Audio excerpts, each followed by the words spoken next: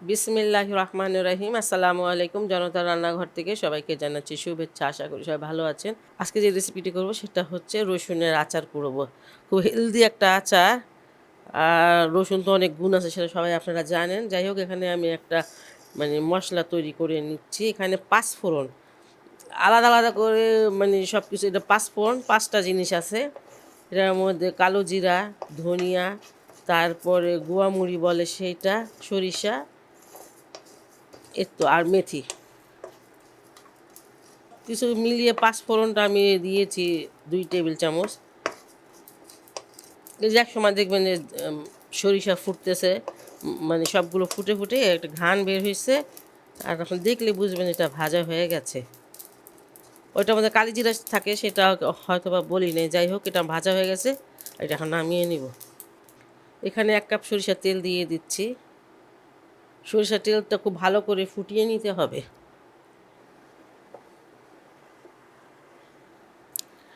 আর এই যে রসুনগুলো আমি ছিলে নিয়েছি, এখানে প্রায় ৫০০ গ্রাম রসুন হবে। এই যে গোড়াটাকে এইভাবে ছুরি দিয়ে কেটে তারপরে এইভাবে ছিলেছি, এই যে আঙ্গুল দিয়ে ছিলেছি। যার যেমন সুবিধা হয় সেইভাবে সে ছিলে নেবেন। একদিনে হয়তো পারবেন না, কারণ যদি লোকজন বেশি থাকে তাহলে টিভি দেখতে দেখতে এগুলা ছিলে নিতে পারবেন। এই তেলটা আমি রসুনগুলো দিয়ে দিব। চুলাটাকে এই মুহূর্তে বন্ধ করে রেখেছি। রসুনগুলো একদম শুকনো অবস্থায় নিতে হবে। আর এখানে যে প্রায় ৬টার মতো শুকনো মরিচ দিয়ে দিলাম। শুকনো মরিচটা একটু ফ্লেভারটা ভালো আসবে আর দেখতে ভালো লাগে।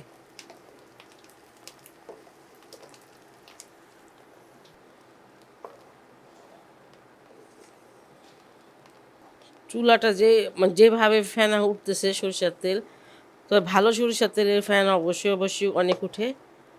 যাই হোক, এখানে আমি দিয়ে দিচ্ছি ১ চামচ হলুদের গুঁড়া, ১ চামচ মরিচের গুঁড়া, ১ চামচ ভাজা জিরার গুঁড়া,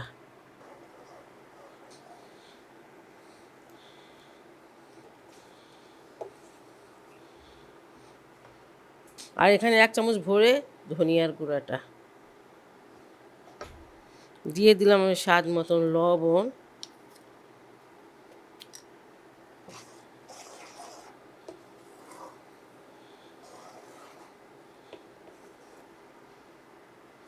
এখানে তেঁতুলের কাজ আছে আধা কাপ। বড় বড় ২টা তেঁতুলকে আমি গরম পানি দিয়ে ভিজিয়ে তারপর চটকিয়ে বিচি আর যে মানে ছোবড়ার মতন থাকে সেটা ফেলে দিয়েছি।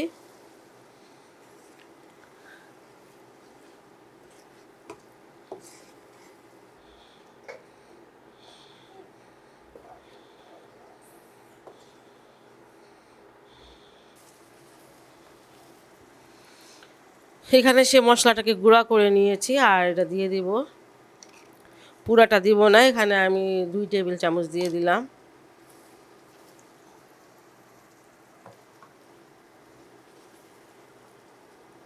আর আস্ত ৫ ফোড়ন আমি রেখেছিলাম, ওই যে ভাজাটা, সেটা দিয়ে দিব। এখানেও ২ চামচের মতন আছে। এটা আস্তে আস্তে দেখতে ভালো লাগে, আমার কাছে খেতেও ভালো লাগে।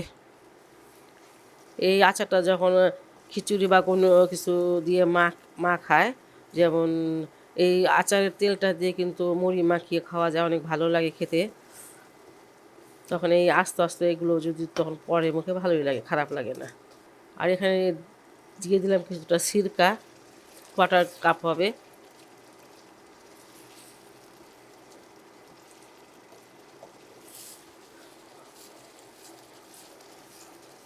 আপনি যদি মানে ভাবেন যে আরও তেল দিবেন, কাঁচা তেলটা দিবেন না। তেলটাকে ফুটিয়ে ভালো করে ঠান্ডা করে তারপরে দিবেন। আর যখন এটা যে কোনো ইসে রাখবেন, জারটা যেন একদম পরিষ্কার শুকনা হয়, অনেক দিন থাকে। ১ বছর তো থাকবেই। বাইরে যদি রেখে দেন তাও ১ বছর থাকে, কোনো নষ্ট হয় না। তেঁতুলের যে মার বা কাঠ যেটাই হোক না কেন, সেটা কিন্তু একদম ভাজা ভাজা হয়ে যাবে। ওটা যেন কোনো পাতলা অবস্থা না থাকে, আপনারা বুঝতে পারবেন। দেখেন এই যে মশলাগুলো কেমন হয়েছে, জড়ো জড়ো হয়ে যায় একসাথে, এরকম হয়ে যাবে, ভাজা ভাজা হয়ে যাবে। আর এটা হয়ে গেছে এখন। রসুনটা এখন খুবই সস্তা, হেলদি একটা আচার, আপনারা বানিয়ে নিতে পারেন। এটা হাড়ের জন্য অনেক ভালো। খুবই সহজ, খুবই সিম্পল একটা রেসিপি। আপনারা বাসাটা অবশ্যই অবশ্যই ট্রাই করতে পারেন। আর যদি ভালো লাগে আমার রেসিপিটি, তাহলে অবশ্যই আমার চ্যানেলকে লাইক, কমেন্ট, সাবস্ক্রাইব করবেন। সবাই ভালো থাকুন, সুস্থ থাকুন, নিরাপদে থাকুন। এই দোয়া করি। আল্লাহ হাফেজ। আরেকটা কথা, আমি কিন্তু এই ছোটো ছোটো রসুন দিয়ে বানিয়েছি। এই ছোটো রসুনটাই আপনি একটু দেখে কিনবেন, যাতে কোয়াগুলো একটু বড় বড় থাকে। বড় রসুন থেকে, যে ইন্ডিয়ান বা চাইনিজ রসুন থেকে এই আচারটা বেশি টেস্টি হয়।